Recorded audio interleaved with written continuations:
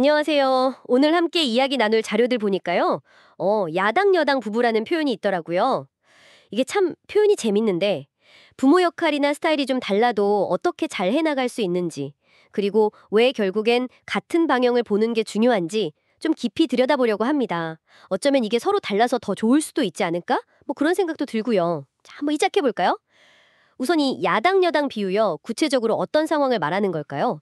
자료 보니까 예를 들어서 아이 게임 시간을 두고 엄마는 좀 야당처럼 안 돼! 하고 아빠는 그걸 또 지지하면서 다른 대안을 주고 뭐 이런 식이었어요. 네, 맞아요. 그 비유가 참 재밌죠. 근데 여기서 중요한 건 제 생각에는요.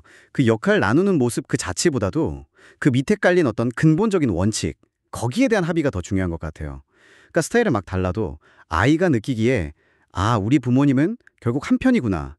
이걸 알게 하는 거예요.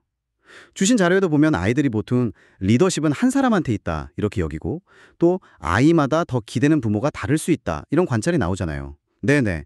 그게 바로 그거죠. 각자 역할에 내도 최종 목적지는 같아야 한다는 거. 아, 그렇군요. 역할은 달라도 뿌리는 같다. 음. 네네. 그럼 자료에서 그 부모의 일치가 행복 육아의 핵심이다.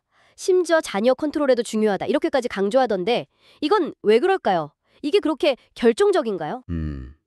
이걸 좀 더 크게 보면요. 부모가 뭐 교육관이나 가치관, 그리고 자료에 나온 것처럼 신앙적인 부분까지도 공유가 될 때, 그럴 때 아이는 혼란스럽지 않고 안정감을 느끼는 거죠. 부모한테서 막 서로 다른 신호가 오면 아이는 어쩔 줄 모르잖아요. 감정 코칭 같은 것도 마찬가지예요. 이게 효과가 있으려면 부모가 일관되게 아이 감정을 받아주고 공감해줘야 마음의 안전지대 이게 생기는 건데 이건 뭐랄까 부모 사이에 기본적인 합의가 있어야만 가능한 거죠. 듣고 보니 그러네요. 그 일관성이 주는 안정감, 아이한테는 정말 중요하겠어요. 그럼 반대로요. 부모가 계속 의견이 안 맞고 삐걱거리면 아이는 어떻게 될까요? 자료에 보면 저자 본인 경험담도 좀 솔직하게 나와 있던데요. 네, 바로 그 지점이죠. 그게 이제 이 논의에서 어떻게 보면 결과로 이어지는 건데요. 부모 사이에 해결 안 된 갈등 있잖아요. 이게 아이한테 그대로 정서적인 불안이나 스트레스로 갈 수 있다. 자료는 그렇게 지적해요. 부모의 어떤 짜증, 분노 이런 부정적인 감정들이 아이한테 스며드는 거죠. 네, 심지어 어떤 관점에서는 이 문제의 뿌리를 더 깊게 봐서 부모 관계 자체의 균열, 더 나아가서는 영적인 연결의 문제, 뭐 자료에선 하나님과의 관계 단절 이런 식으로 보기도 하고요. 저자가 첫째 딸 키우면서 겪었던 그 수학 교육 포기했던 거나 스마트폰 문제, 사춘기 갈등 이런 것들이요. 이게가 부모가 일관되지 못하고 또 문제를 제대로 해결하지 못했을 때 아이한테 어떤 영향이 가는지 그걸 보여주는 좀 구체적인 예시 같아요. 와, 부모 사이의 불협화음이 아이한테 미치는 영향이 생각보다 훨씬 깊네요, 진짜. 그럼 이걸 다 종합해보면 서로 스타일은 좀 다르더라도 건강하게 협력하면서 아이를 키우려면 그 목표를 뭐라고 봐야 할까요? 뭐 완전히 똑같아질 수는 없을 텐데요. 맞아요. 목표가 똑같아지는 거는 아니죠.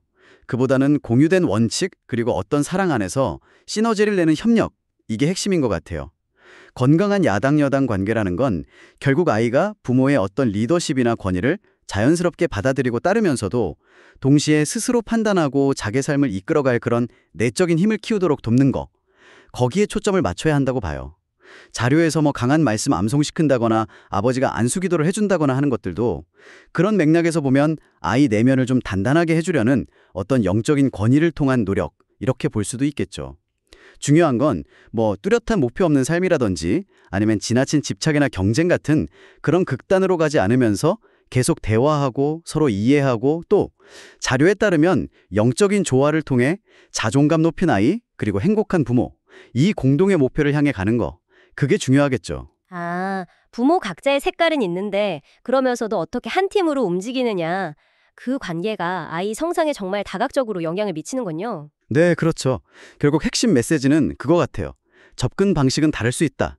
그래도 근본적인 가치, 원칙, 이거는 공유하는 게 무엇보다 중요하다는 거예요. 오늘 이야기가 당신에게도 좀 여러 가지 생각을 던져주었으면 좋겠습니다. 마지막으로 당신 스스로에게 한번 던져볼 질문을 남겨드릴게요. 단순히 그냥 집안 규칙에 동의한다 이 수준을 넘어서요. 성공, 행복, 또 회복 탄력성 같은 것에 대한 당신의 가장 깊은 곳의 가치관 있잖아요. 그게 지금 함께 아이를 키우는 파트너와 얼마나 일치하고 있나요? 그리고 그 눈에 보이지 않는 일치 혹은 어쩌면 불일치가 지금 당신 자녀가 걸어갈 길을 어떻게 만들어가고 있을까요?